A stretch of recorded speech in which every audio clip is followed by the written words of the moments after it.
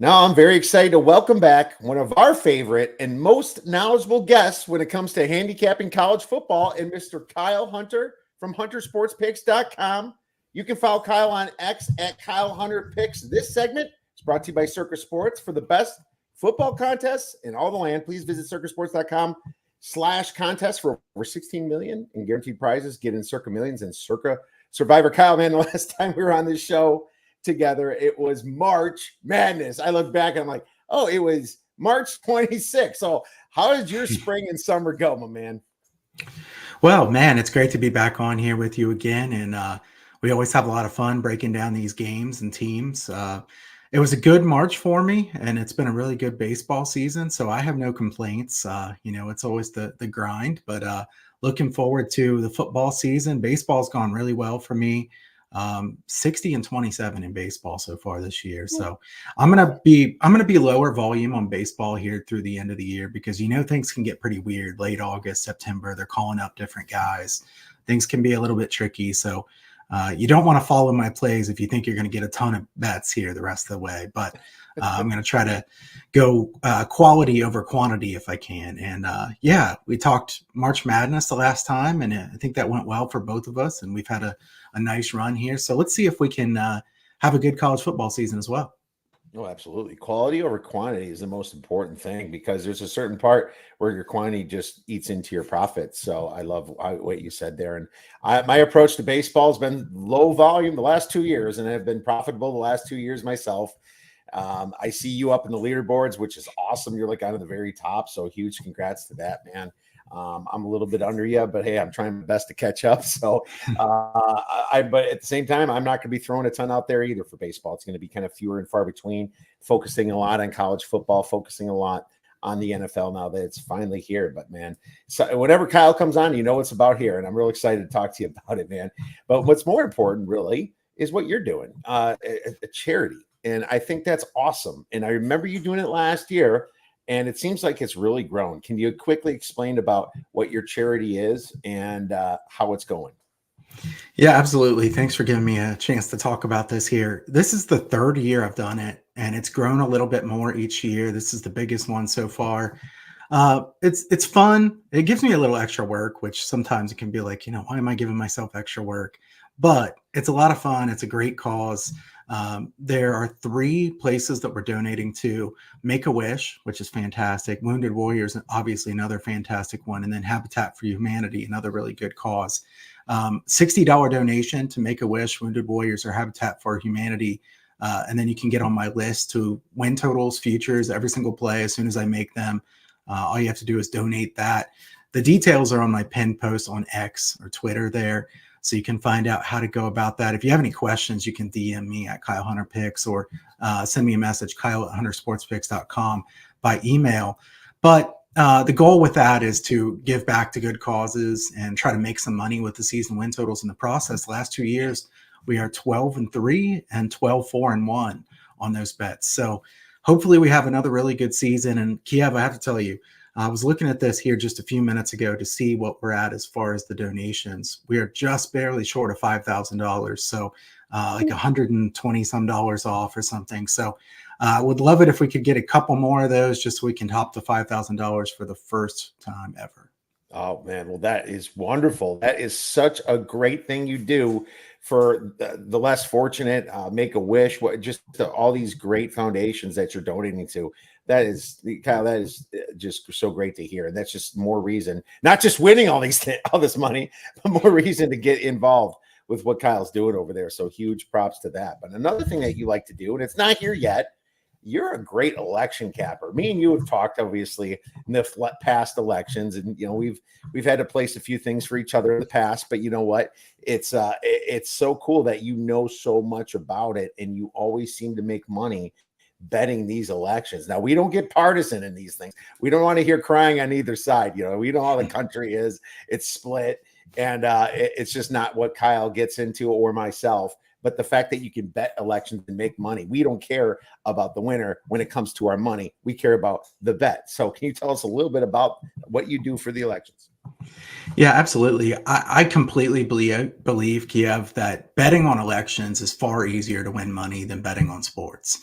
And I think you can win money, obviously, betting on sports if you go about it the right way. But I think elections is easier because there's so many people that have so much bias that they think that their side is the only side, or the side that they're rooting for. They have to put money on that side no matter what the circumstances are. If you can keep those political biases out of it, you can definitely make money betting on elections. Now, most people can't do that.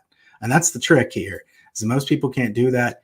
Kiev, I've been told many times, like, you're this far right guy, you're this far left guy.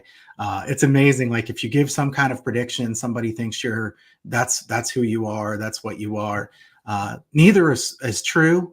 But it's funny how when you give out any of those kind of predictions that immediately you're labeled as something like that. I just think, honestly, the passion that both sides have and the split that there is really makes a great opportunity, because some of these lines just make no sense, because we know, based on trends, you look at results and how the county by county results have gone and how they've changed over the years.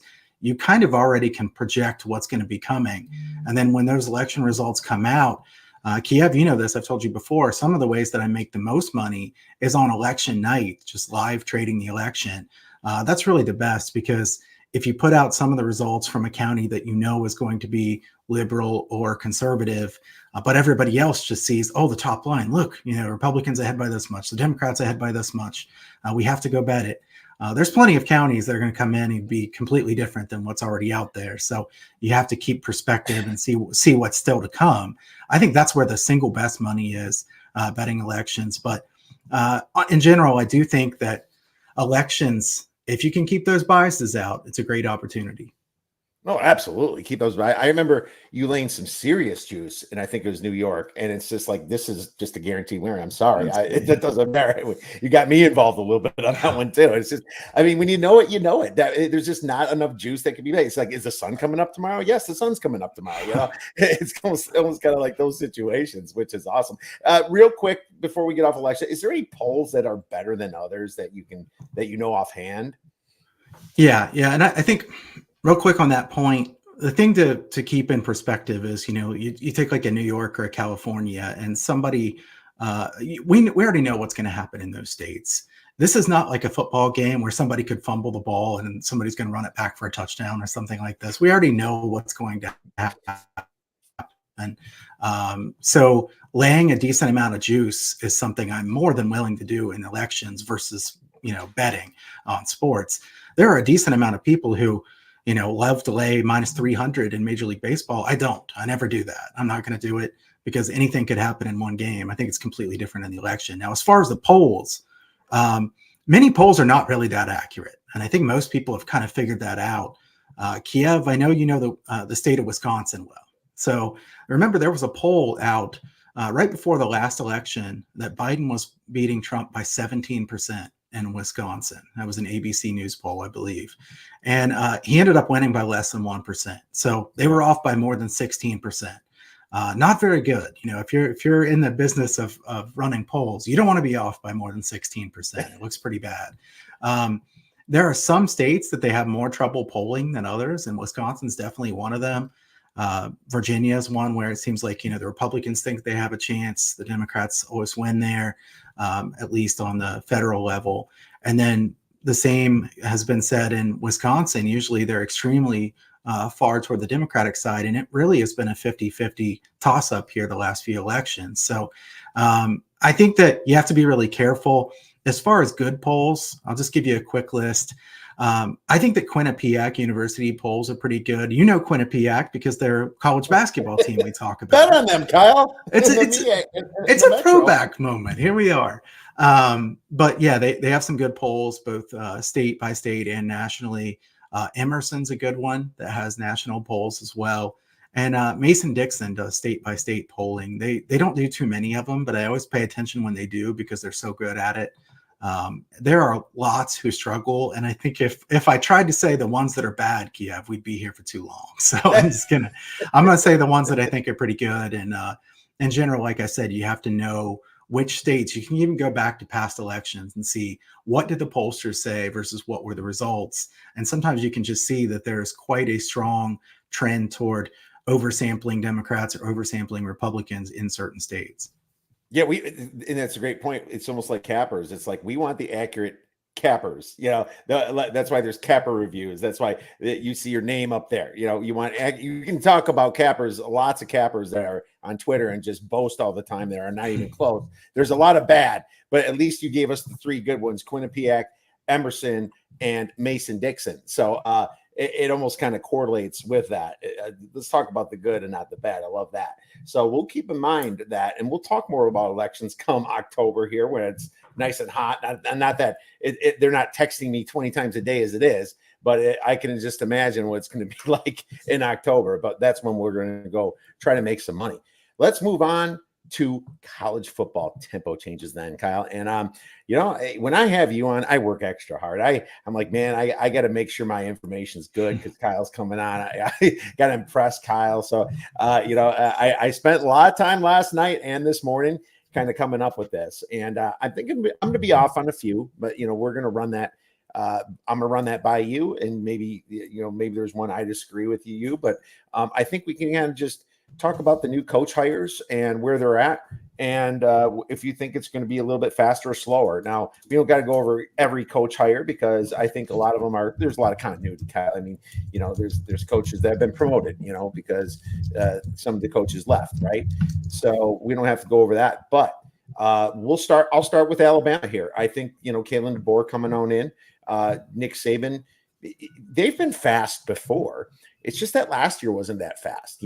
If you looked at some of their numbers from 2021, 2022 with Mac Jones, they had a pretty fast offense, but last year with Milroe, they didn't. Well, I think DeBoer speeds that back up a little bit. No, DeBoer wasn't that fast with Washington last year, and that was because they're blowing out teams. And I think at the end, they just had longer snap counts and didn't have to have as fast as a tempo, and they would just sit on the clock a little bit more. But, when there's more competition, I think Kalen DeBoer is going to be fast. I project Alabama probably going to be in the 30s, around 39th in tempo. So I think they go kind of slow to medium fast. What about you? Yeah, I think that they will ramp up some too. And I think it's a good point that Washington, I think in a neutral game state, wanted to play relatively fast. They just were so far ahead a lot that kind of skewed their numbers down. And if you think about Alabama now, they're not going to be winning by large amounts all the time in the SEC. It's a pretty good, tough schedule. So I think that Alabama will be a decent amount faster. I think that in the long term, it could be a little bit tough for the defense to keep putting up the same kind of numbers they have too with this system on offense. So I definitely would be looking for spots to bet overs with Alabama. All right. Makes sense. Why don't you give us your next one? So I wanted to talk about Baylor here. I think, not just head coaches, offensive coordinators as well, obviously. Yeah. You've got the old Texas State head coach and Cal OC Spavital running the show here. Spavital has consistently played really fast. And Kiev, Baylor was up really high a few years ago. I mean, everybody was talking up Baylor. It was fantastic. Aranda was doing great. And now, he's kind of on the hot seat. So they're going to change things up. I know he's a defensive-minded guy, but I think Baylor will be much quicker tempo-wise than what they have been the last few years. So Baylor is a team that, we'll see how it fits their scheme. Their scheme fits the players that they have right now. But I think the Bears will play a lot faster than they have the last few years. I agree with you. I wrote Jake Spavital will bring it in the air raid, and they were at around 55th in tempo last year. I'm predicting top 20. I'm thinking 16th is kind of where I'm thinking for Baylor. Let's move to the next one, and I have a little bit slower here. I have Brent Brennan at Arizona. Now, he was the head coach of San Jose State, and obviously Jed Fish moved on. Mine went from medium to slow. I think Brent Brennan's team last year really slowed it down at San Jose State. They used to play fast at one point, but they were 120, like around 115th to 120th in tempo. I'm not going to expect it to be that low, but I think that maybe Arizona plays a little slower. Kyle, what about you? Yeah, this is not one that I'm just going to blindly bet unders on Arizona or anything, because I think their offense is pretty good. As far as what it's going to mean with Brennan, I think Brennan has been a little bit up and down in the past. So I'm cautious to say, this is going to be a massive change. Let's do it right away. They have good playmakers on offense. I think their tempo will probably be 20, 25 spots lower than it was last year. So I would agree. I don't think this one's drastic, but I think it'll be slower. Yeah, 100%. I think it will be slower too. I'm gonna stay away too. I'll just I threw out around 95th, and I'm just not sure. He will trick us from time to time because he did go fast at one time at San Jose State. So agree with that one. What about you? What do you have for your next one? So yeah, we can kind of bounce around here, but I'm going to go East Carolina. I think East Carolina plays much quicker. They bring in Baker. And you're going to see a theme. I'm really trying to look at guys that just have new offensive coordinators, maybe that are under pressure based on last year. They want to completely change the way things are going. Baker comes over from Ole Miss. They have a new air raid system, definitely faster pace, more passing. If they can find a decent QB, Kiev, and I mean like decent, he doesn't have to be good. He just has to be decent. Look at the numbers for East Carolina's quarterbacks last year. They were atrocious. Like, I don't think they could possibly be that bad again. The question is, can they be half decent? I think that East Carolina overs could make sense in some ways, but the pause I will give here is just a tempo change doesn't just mean I'm going to blindly bet overs, because I think East Carolina's defense is really good at stopping the run. The front seven on defense for East Carolina is very good.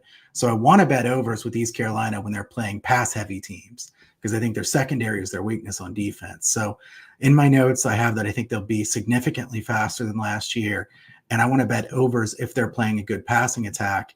If they're playing a good running team, then maybe you want to bet on East Carolina, thinking that they can stop the run well. Yeah, that's a great point. Just because you're a fast tempo doesn't mean you can put up points. I remember Jacksonville State was all over the board last year.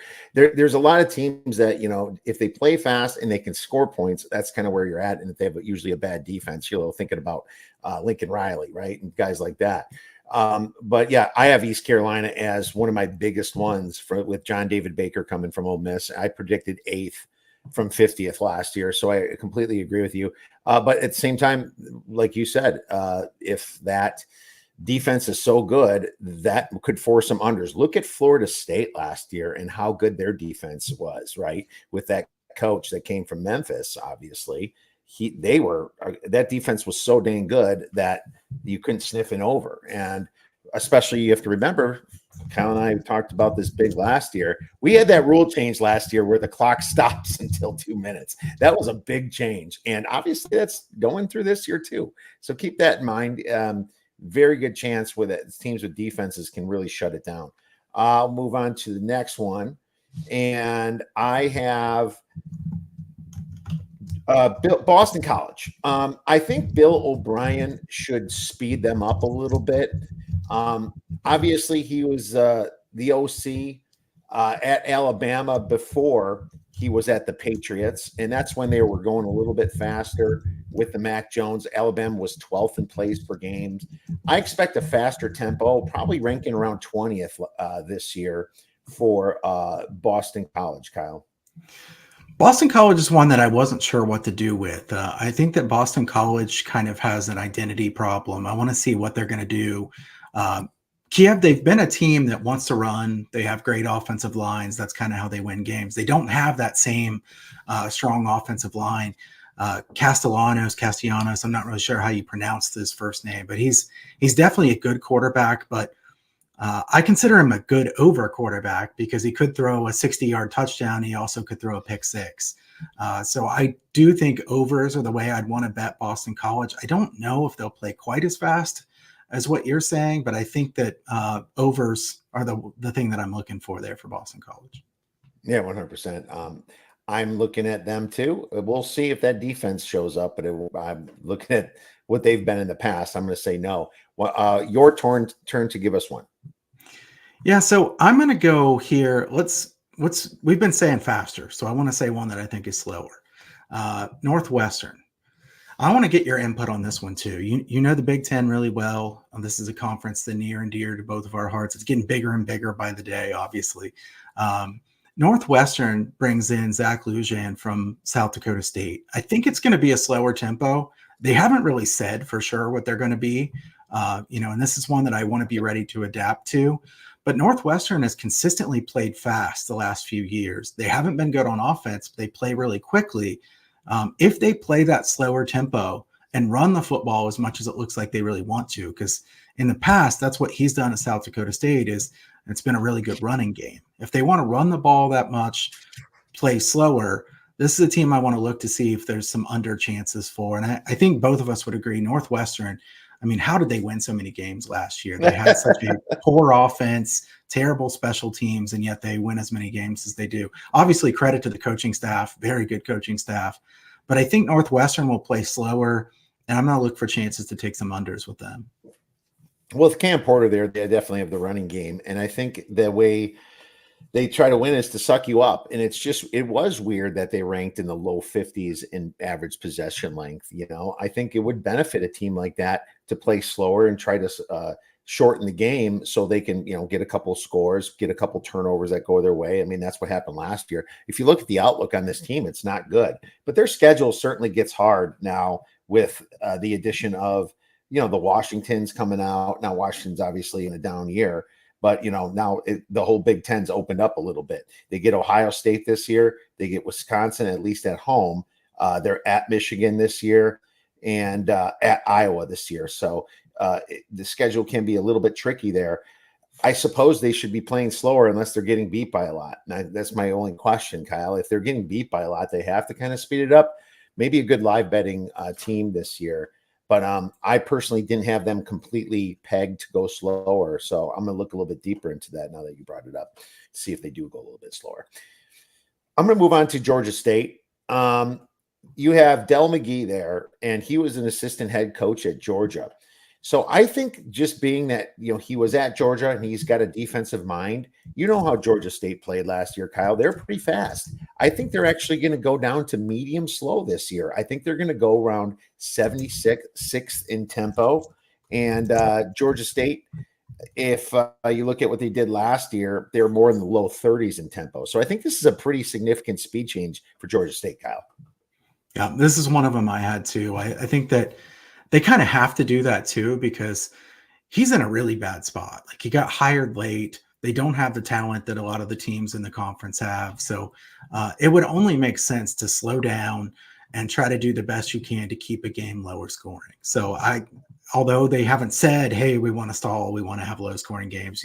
Kiev, we've talked about this before. Very few coaches say things like that. They always want to say, we're going to play fast. It's going to be great. But I think that they will want to slow things down.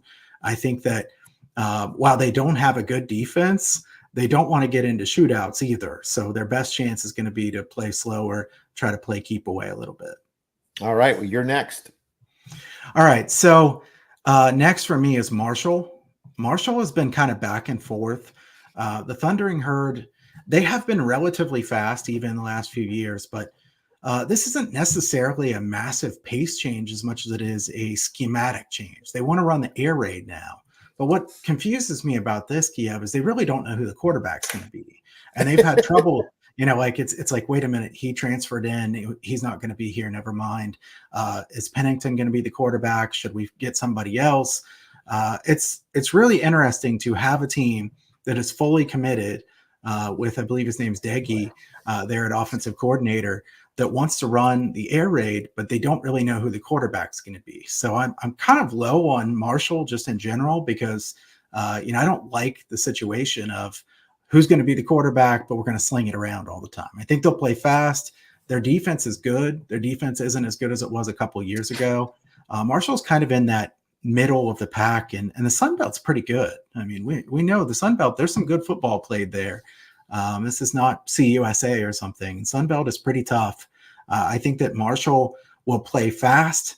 Will they be efficient enough to cover spreads or win games? I kind of wonder. And that's the ones that, they will if it works for them. But sometimes these teams will start getting blown out so bad if it's not working that they have to slow it down just so it's not so embarrassing. We've seen that happen a lot with these smaller schools. Now, Marshall's a good name school, and Pennington Chad Pennington's son is going to be starting this year. So you wonder if he gets any better. He wasn't that good last year. So I circled Marshall as a possible sleeper out there in the Sun Belt, but it's just going to depend upon how that air raid does work over there. So great one to pick for that one. You mentioned Mississippi State already, so that was one of my big ones. Or did you? Did you mentioned East Carolina, Mississippi State? I didn't. I was going to say this one. Listen, I'm Jeff Labby. Are you serious? Yeah, I mean, he's coming in from the offense coordinator of Oklahoma. I mean, I went slow to very fast. Mississippi State was kind of like a drown you type, defense before, but if their defense isn't good, they ain't catching nobody.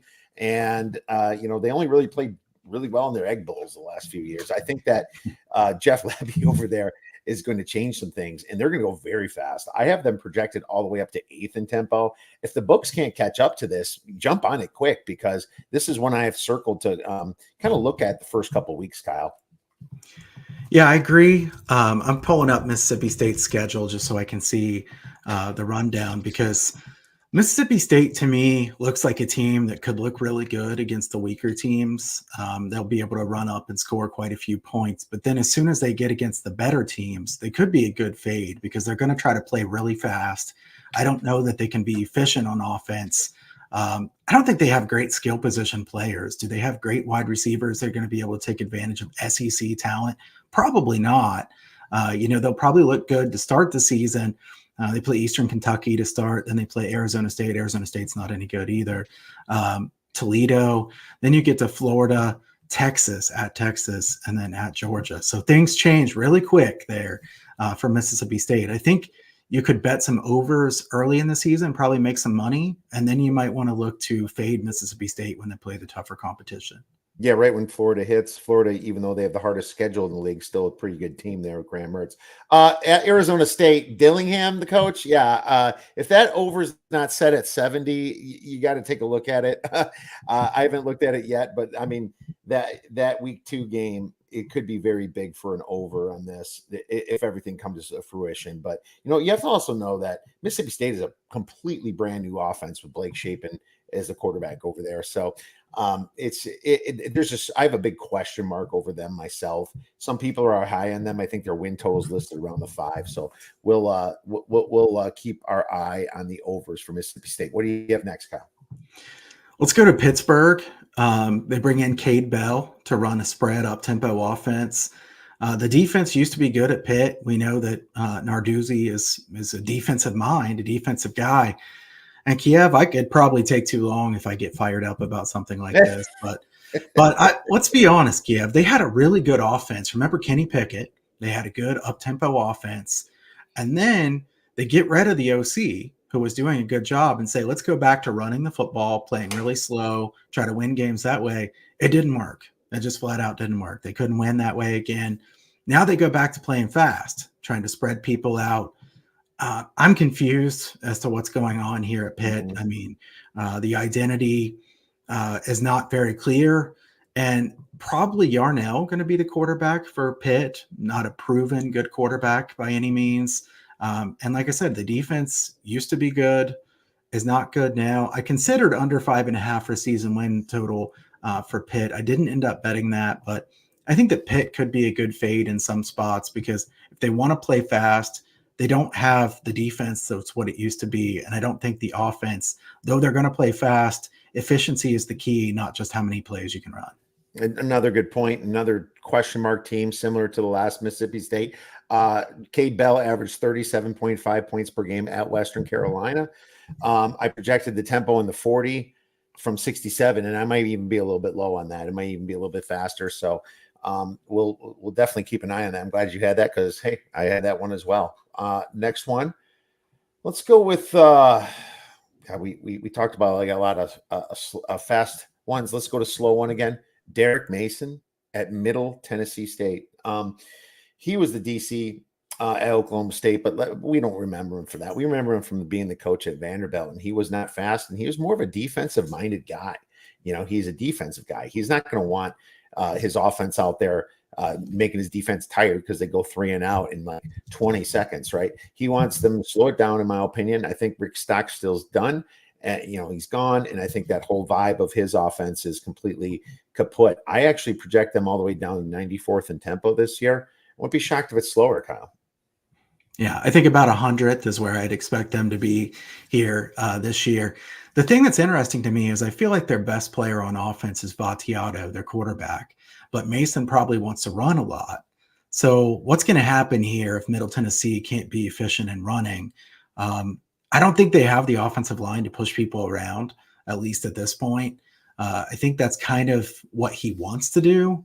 What are they going to do in year one here when I think the strength of their team would be to throw the football, but I think they want to run the football. I want to see what kind of run pass splits they have for Middle Tennessee. They do play in a weak conference, so it's possible they'll have success, but this is a team that I would probably want to bet against more than bet on, at least to start with. Oh, absolutely. We will be fading them from the start. What do you have next for us?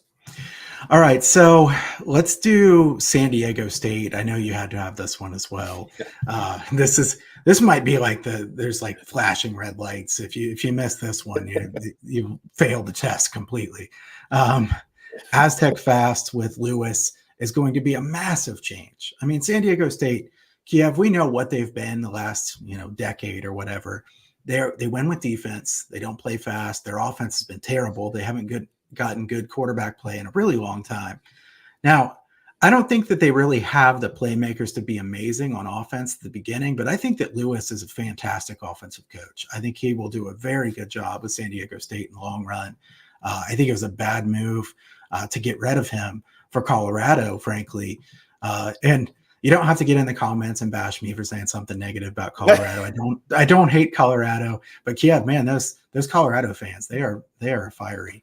I just think that Lewis is such a good coach that it's a bad move to get rid of him, regardless of who you are. I think San Diego State overs make a lot of sense this year. In fact, in my notes, this is one of my, all caps, look for overs. Let's see what happens with the market. I think the defense will be worse.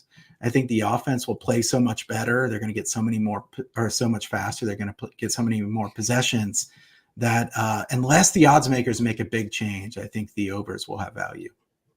Absolutely. This was a no-brainer. Sean Lewis, you kidding me? At Kent State, that we were betting those overs early and nailing them and getting a lot of line value. I think I unfortunately think that the market's going to already has this one sniffed out. I kind of, you have to be probably a little bit careful there. We're not breaking news to anybody sharp or anybody that pays attention to college football in this one, but it is one that you definitely had to mention because it's one of the biggest ones out there. I'll go with a slower one. Brian Vincent at Louisiana Monroe. He was an offensive coordinator in New Mexico last year, but before that, he was at UAB for a while. And if you remember, those UAB defenses were fantastic. I think they, it being that Louisiana Monroe was a pretty fast team last year, I think they slow it down a lot, and it's going to be a drastic change. He was ranking in the hundreds at UAB for plays per game. So I'm going to project 105th in tempo, Kyle. Yeah, this is a tough one because the team is so bad. They're going to be behind by a lot. I think they want to play slow. Will they have to speed up just because they're getting, waxed? I mean, it wouldn't surprise me if their tempo numbers are artificially high later on just because of the game state. But I think they want to play slow. They need it to be a lower scoring game because they don't have the weapons to win those shootouts that a lot of teams in that conference have. So I agree with you. I think that's a good look. All right. Well, do you have any others? Yeah, I have one more, and I want to see what you think about this one because in my notes, this is a team that I really don't know what to do with as much, but I'm kind of assuming they want to play slow. This is one I'll change right away if I see something different. There are some teams that I'm just, I'm sure that it's going to be a certain way. This one, I'm making an assumption. San Jose State. So Stutzman, Ken Niumatalolo, they want to do this spread and shred offense. Are they going to play slow? I mean, I don't think that they'd want to play really fast. They don't have great talent on offense. Navy never played fast. They're not doing the triple option. I have this as a team that I think will play slow, but I'm ready to adjust right away. I'm curious, Kia. The main reason I bring this one up is I want to see what you think. What do you think San Jose State's going to be like from a total standpoint? I think they're going to be spread and dead coming into this year, Kyle. I don't know. I still put 119th in tempo because he came from Navy, and I could be completely wrong. Spread and shred. Yeah, I don't even think he knows the first thing about a spread offense, really. I mean, I guess the triple option is kind of you spread it out, but it's not the way an offensive passing game is so much different than that. And I think there's gonna be a lot of mistakes. I think the overs can hit on this just because of pick sixes and fumbles and screw ups and stuff, especially in the beginning. I have San Jose State as one of my bigger season win total unders. Um, I'm probably going to stay away, Kyle, but I think I'm like you. I had to say slow first because I don't know. Yeah, that's what I have in my notes. Bet the under or bet against San Jose State. So I think we agree mostly on that one. I think that's a team that probably struggles out the gate. It would be pretty shocking to me if that experiment works right away. Long term, I'm curious. It'll be fun to see. Oh yeah, absolutely.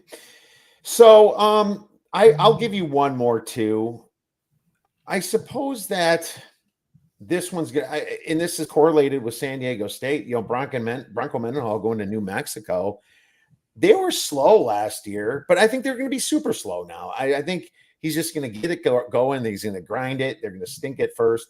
There's not going to be many offensive points. It's almost like Bronco Mendenhall probably wants to be Iowa. He probably has like pictures of Fran on his wall, right? Kirk Ferentz on his wall. He wants to be like Iowa and slow it down. He's always been that way. I don't know how good the defense is going to be right away, but I just expect New Mexico to be a completely different look as well. So I have them as even though that New Mexico was pretty slow last year, I have them as a very drastic tempo change, Kyle. Yeah, I don't know what to think of this one. I think that New Mexico is so poor talent-wise that they kind of need to slow it down. So I think for now they slow it down out of necessity, if nothing else. Maybe they change their mind in future years.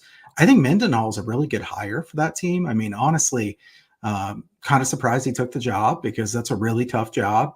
Now they're double-digit underdogs to an FCS team in game one, right? So life comes at you fast. Let's see what they do in that situation. I think unders would make sense. It's just, man, that defense is really bad.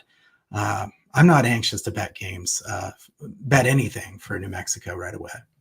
Absolutely. Just be watching their tempo and be watching their defense, and then you're going to get a good read on what the rest is going to play out like.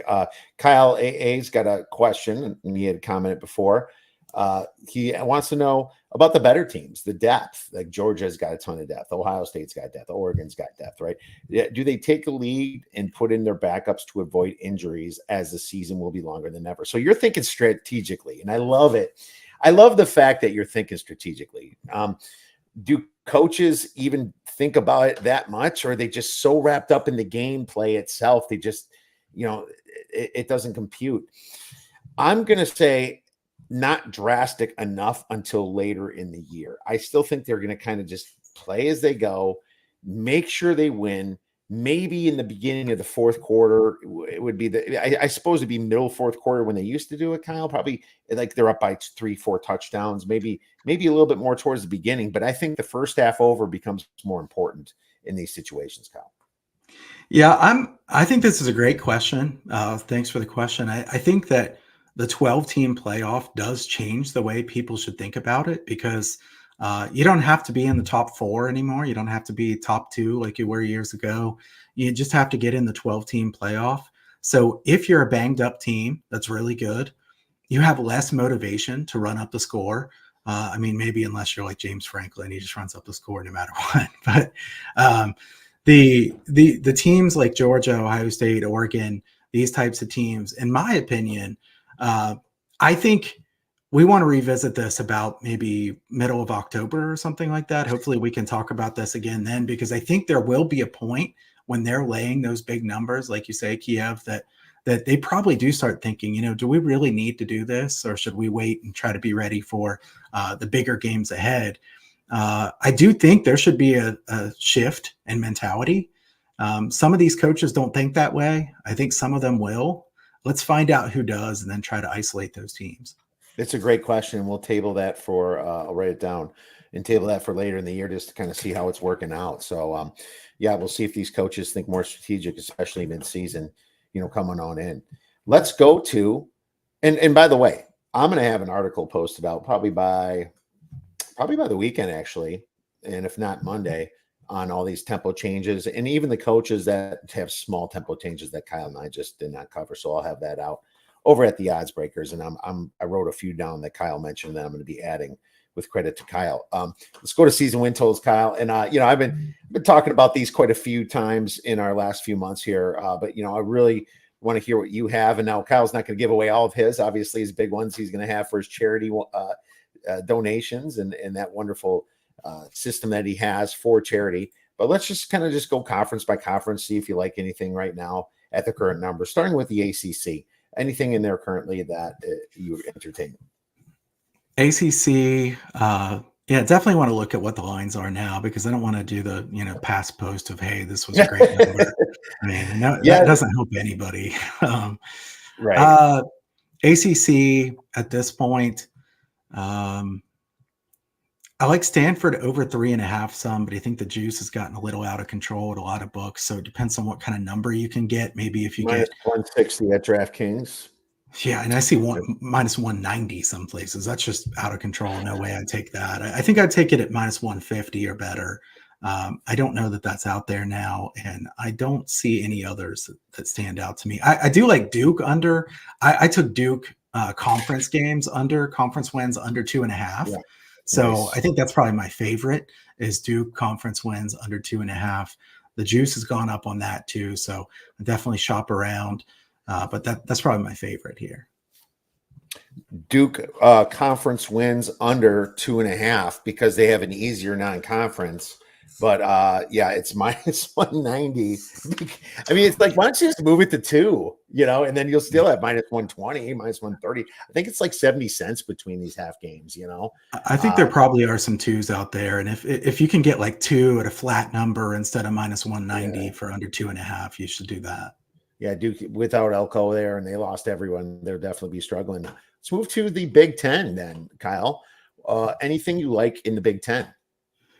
So in the Big Ten, am going to take Maryland under 4.5 season wins for the conference. So again, this is conference only. You need to look around. Not every book is going to have this.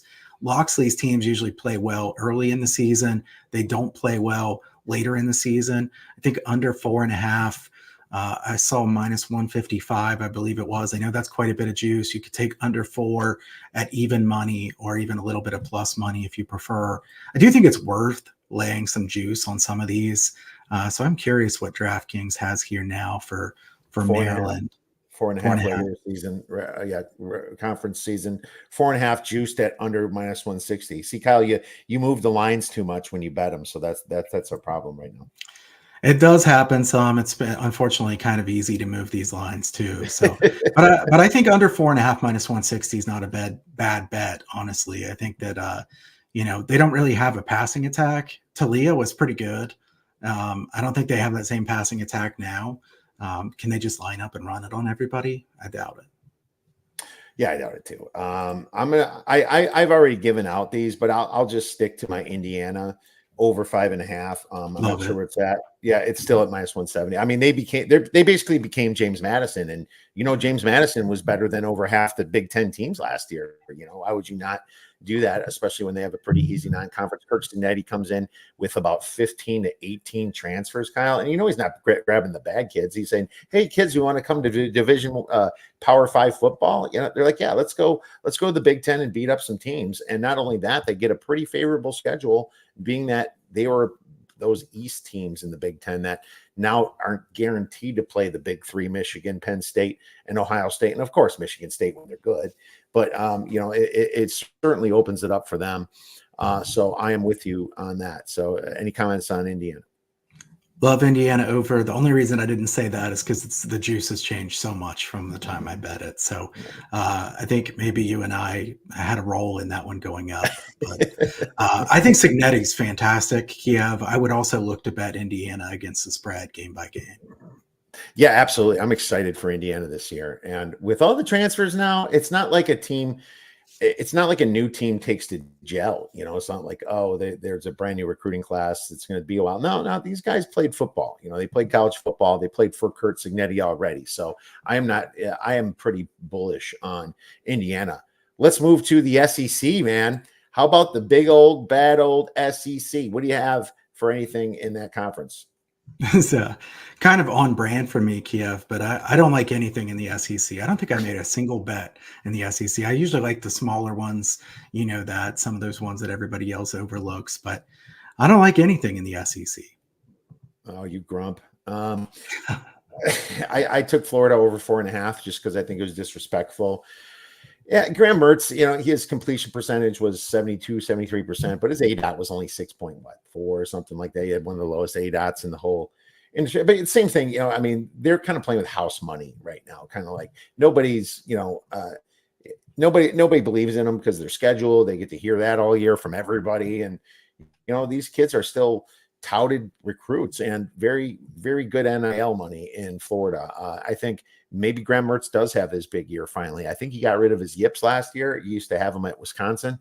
So I'm going to go Florida over 5.5. And I did take Bama under 9.5 at a decent number. I love Kalen DeBoer, but this is just a new conference. It's a super conference. You're going from the Pac-12 to the SEC.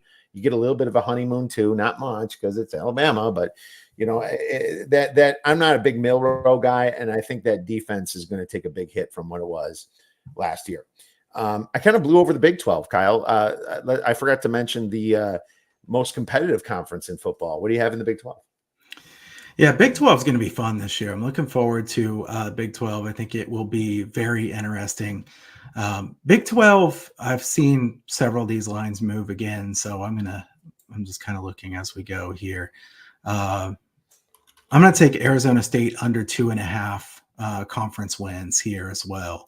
I think Arizona State is in major trouble as far as their talent level compared to others. I think probably you can get like minus 160 or something like that. It's still going to be expensive. You can get even money on under 2 some places, I believe, at least in Vegas.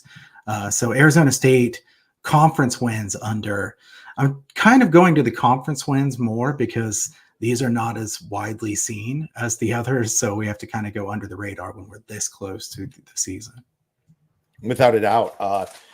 Yeah, Arizona State's not like Arizona this year. That's for sure. I know Arizona lost their coach, but Arizona still has Fafita there. Arizona State was kind of interesting. Dillingham actually, I thought, did a pretty good job over there, but Kenny again.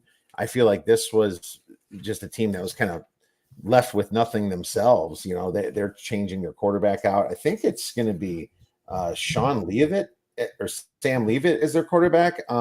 They don't return a lot of offense.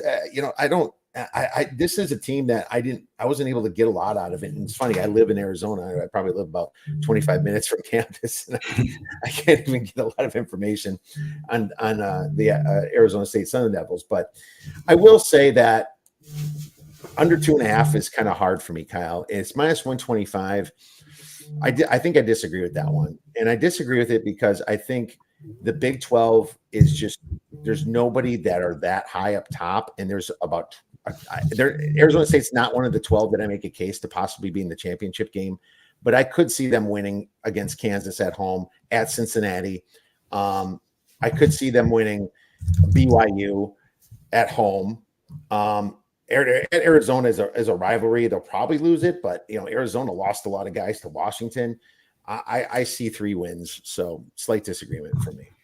All right. I like us to disagree once in a while, Kiev. We agree a lot. I know people like to hear disagreements. I think I'll stick with my under 2.5. If you look at the schedule, they're going to be big dogs in a lot of games in the Big 12 here. So they're going to have to pull off some big upsets, I think, for it to work out.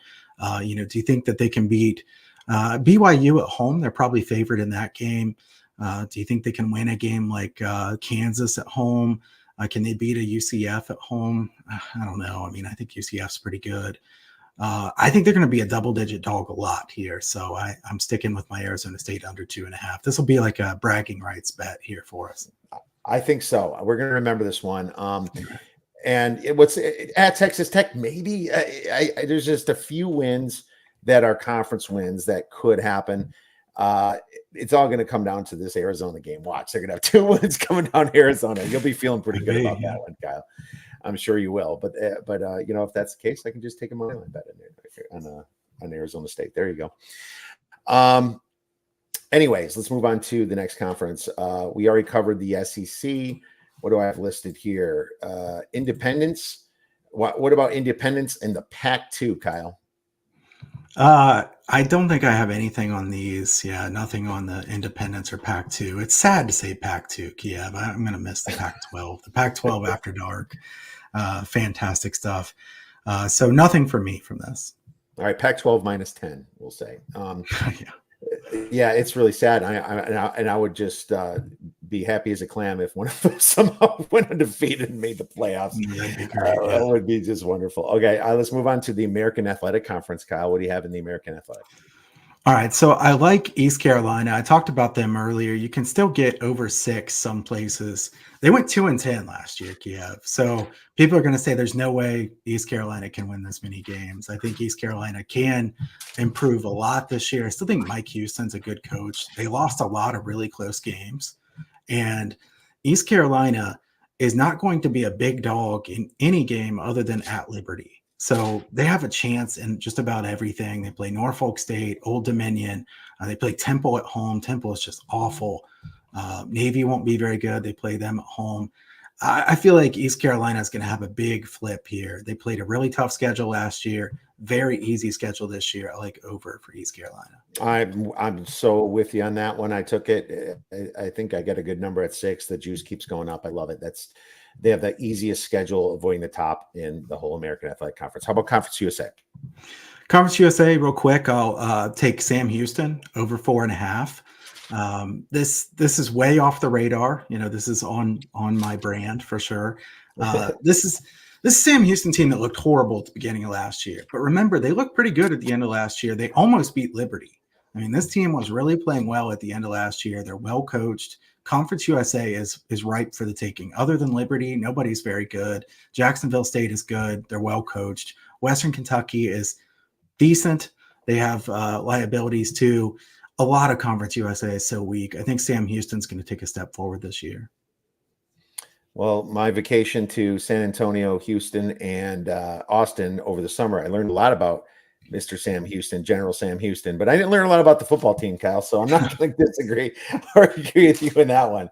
I think this is just, it's Liberties, but if I was going to be a little bit of a contrarian against Liberty, I would go UTEP. I think they have such a big change bringing in that new coach from Austin Peay there, and he's bringing with him a ton of guys, and they won a lot of games.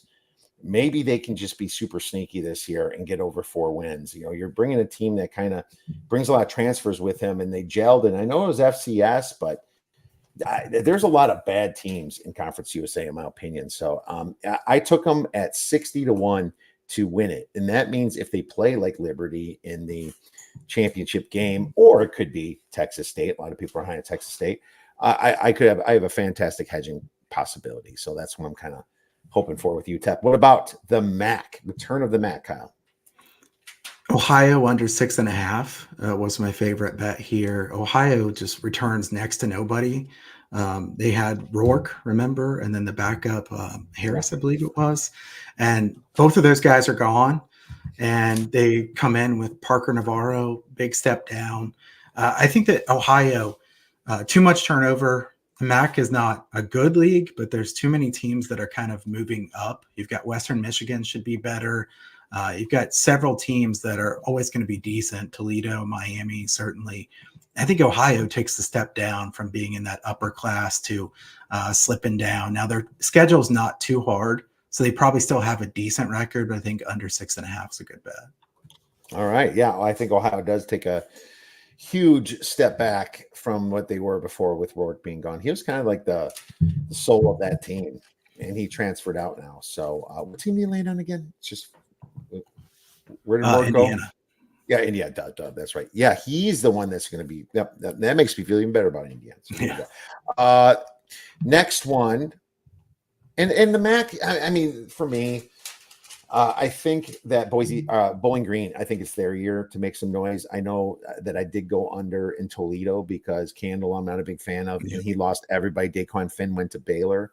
So, I'll go with under the 8.5 for Toledo. I think it was 9 before, and we got a better number, but under 8.5, I'd still like over at Toledo. And Bowling Green, maybe throw some pizza money on them, 15-1 to make to win the championship in the MAC. Let's move to the Mountain West, Kyle. I feel that the Mountain West was just set up for Boise State to try to be a playoff team. I kind of feel like that. Do you feel the same? Yeah, I think my favorite bet in the Mountain West is Boise State to win the Mountain West. I bet that one. I think it was plus 110 when I bet it. It went up to minus 105 for a while. I think it might be minus 120 or so now. But if you think Boise is going to be in the title game, they're going to be a lot more than minus 120 in that. So I think Boise State to win the conference is still my favorite bet. Yeah, absolutely. And I'm not even sure if Malachi Nelson is going to be their quarterback. I think they're like Madsen. Yeah, Madsen. They like him more, but it's still two good quarterbacks. And you remember they had Green last year. Their schedule is so easy. They avoid Fresno State. Their tough one is at UNLV. Okay, so I'll give them that. And UNLV is nice, but they avoid Fresno State. They avoid Air Force, I believe, and I think they go to Colorado State, or they avoid Colorado State completely. I believe they have a very set up schedule for them. I'm curious to see what Hawaii does. A lot of people are high in Hawaii, and I like Hawaii. I love the Rainbow Warriors. I hope they do well this year. They have a really interesting situation with Delaware State and their plane issues. Like they can't even figure out how to get to Hawaii for this early game, Kyle. And I think a lot of people are going to be laying the 38 points or something for Hawaii if the game even happens. I don't know if you're about that, but that's some interesting fodder that came out yesterday and today. Well, what do we have left? The Sun Belt, the Fun Belt, Kyle. The Fun Belt. What's going on in the Fun Belt? All right. I like a lot in the Sun Belt, but we'll just go one here. I'm going to take Troy under 6.5. I think Troy, so much turnover, much worse at quarterback, much worse at running back. They don't have the defense to just win games with the defense like they have in the past. I think the rest of the Sun Belt, a lot of teams are improving, and you have Troy going the other way. I think things could go sideways pretty quickly there for Troy. You're going to kill me on this one. You're going to kill me. I took Arkansas State over 5.5. Butch Jones. Yeah. No, I like it. We used to fade Butch Jones, I know. He's gotten better. I mean, he's got that offense humming, and the defense is suspect. But South Alabama's taking a hit this year. And I love your Troy bet. You are right. Troy lost everybody. Troy's taking a big hit this year. And even James Madison taking a hit because they lost everybody, right? App State is kind of like the Boise State of this division.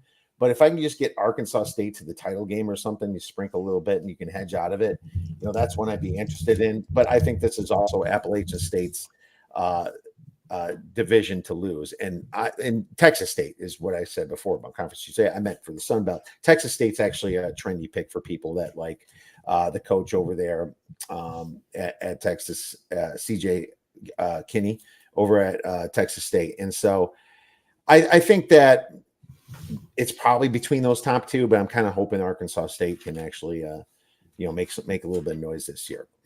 So there you have it. We just covered some great season win totals, some numbers that are actionable right now. Kyle and I mentioned that, and thank you for that, Kyle. Some great plays, and I'll probably be joining you on the Troy under. But what I want to talk about now is college football week 0, baby, because it starts this weekend. And we have a couple games. You don't have exactly the big flashy games this week. I mean, I guess you can say the Dublin game last year. Notre Dame played Navy, and I watched that from the Circa. I'll be up at the Circa again watching the Florida State versus Georgia Tech game. And what's interesting about this, it's a little bit earlier. Last year it started later, but this one's starting at 9 a.m. Vegas time, probably noon East Coast time, so that they kind of get the time back on correct. But what are your thoughts on week 0? Is there any good trends to talk about as well?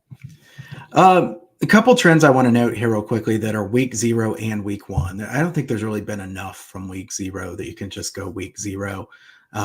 Week 0, week 1, 627 and 590 against the spread for home teams. That's not a big difference. So you don't want to just bet basically blindly on that.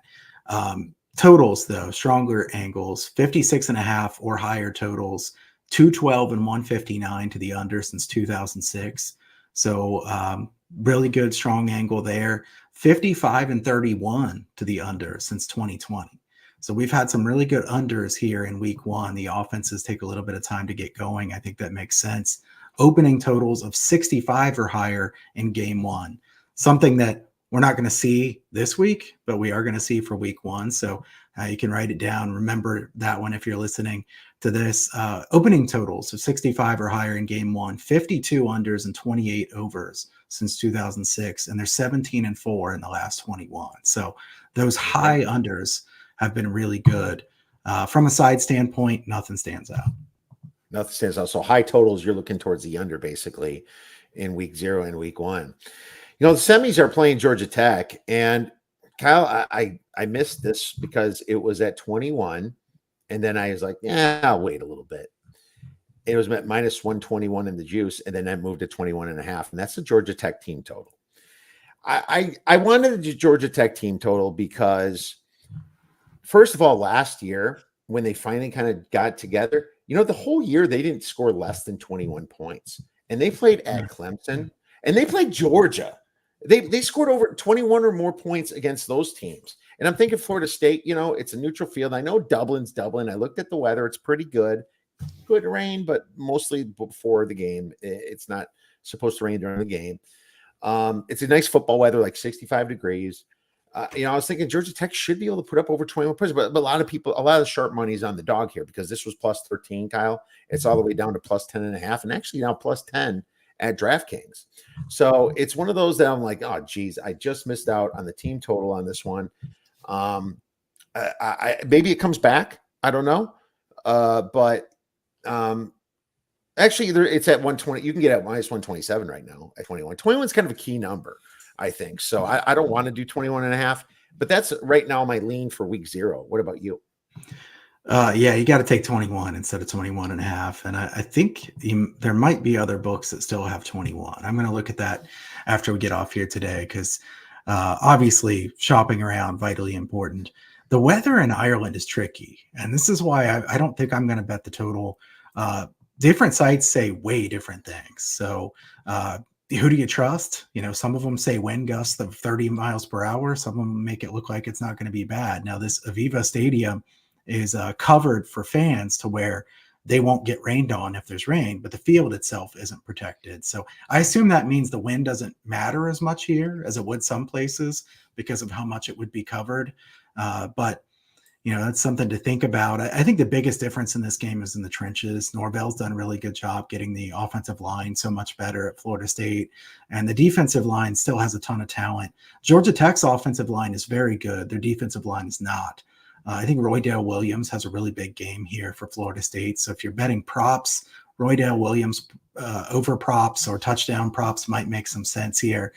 I think Buster Faulkner is an elite offensive coordinator for Georgia Tech. Like, fantastic. He does a great job putting them in good spots. Haynes King, as long as he doesn't make that terrible mistake where it's a pick six, he is a little bit prone to that, but he's a very good quarterback in this system. I'm not going to bet anything in this one. I think Florida State just has too much talent overall, but I could see where you're going with that, thinking that Georgia Tech just is so consistently scoring points here. Yeah, that's the lean right now for me. I'm going to shop it a little bit. Now, a lot of books don't come up with the team total until the night before, the day before. So just depends upon what you can get. If the weather looks good, I expect maybe a little bit more towards the over, which would hurt you. But if the weather looks bad, the team total will go down too with it. So I'm kind of I'm not going to be heartbroken if I miss out on bet. It's early. I'll just enjoy watching the game. I can live bet this thing too, and that's what's great about sports these days. You can live bet it, and it's fun to do that. And so that's the one I looked at. But to be honest with you, Kyle, a lot of these games are right in my numbers. I have Florida State minus 12 in this game. I have SMU minus 24 in this game. It's 24.5 right now. at Nevada. A ton of money came in on Montana State against New Mexico. It's all the way up to 11. Man. Now, can Bronco Mendenhall get these kids fired up to be disrespected against an FCS opponent? I mean, Montana State's very highly ranked on Sagarin. I mean, you look at it and it's kind of, the spread should be 9 or 10 according to Sagarin. This is what you're getting. And of course, the only other one's Delaware State against Hawaii, and I already mentioned those woes. Any other looks? So I think it's fascinating that Montana State is, I believe, the biggest favorite FCS team has ever been against a FBS team. I'm pretty sure nobody's ever been minus 11. And I mean, they're playing on the road and they're minus 11. It tells you what people think of New Mexico. I don't know FCS teams near as well. I feel like I know the FBS teams really well. FCS teams, not really my thing as much, but I thought the same thing that what you just said there. Like, Bronco Mendenhall is a good coach. Wouldn't it be like, if you're Bronco Mendenhall, don't you go in the locker room and say, you're an 11-point underdog to an FCS team? Like, these guys think you absolutely suck. So, go out there and prove them wrong. I think I would probably lean New Mexico plus the points at this point. I understand it. I think this one opened Kiev at like -4 or 4.5 for Montana State. So there's been some serious sharp money come in on them. I understand that move. But at this price, you want to lay 11 with an FCS team?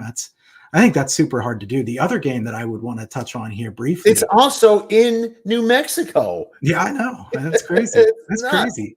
I mean, it's not like they're going to Montana. Yeah, it's crazy. How about SMU and Nevada? Let's touch on that one just a little bit here. SMU, really talented team. I think SMU is ready for their transition up into a much tougher conference.